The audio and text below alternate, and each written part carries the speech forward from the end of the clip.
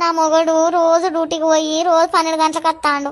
ఏం చెప్తాడో ఏం కథనో ఏం అర్థమైతే తాలికాయ పాడైతాంది, రివ్వాలు పడతాంది. ఇప్పటికి మొగని గురించే ధ్యాస. తినబోదామంటే తిండి పైన పడతలేదు, పండు పోదామంటే నిద్ర పడతలేదు. ఇక నా మొగడు ఏం చెప్తాడో ఏం కథనో ఎప్పటికి ఇదే ధ్యాస. మరి ఊకి ఇదే ధ్యాస పడుతుంది.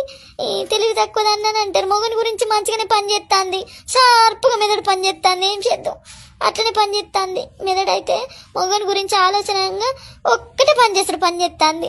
మిగతా ఏం ధ్యాసన పడతలేవు. ఎట్లనో ఏం కథనో నా బతుకు. ఎక్కడెక్కడ గుమ్మడికాయలు తుత్తాండో ఏం కథ. అయినా నేను గుమ్మడికాయలు తుత్తూ ఊకుంటున్నా? నేను ఊకోను. కాలు రెక్కలు ఇసి కుప్ప పెట్టను, అట్లా గుమ్మడికాయలను చూసుకుంటా అత్తే. అబ్బో, నేను చాలా షార్పు. ఇంట్లో ఉండైనా అంత కనిపెడతా అంట. గుడ్డుగాలు నేను. అబ్బో, నా మగని గురించి ఎంత మైడ పని చేస్తుంది అంటే అంత పని చేస్తుంది నాకు. సరే బంగారు తల్లి, నువ్వు వండుకో అమ్మ.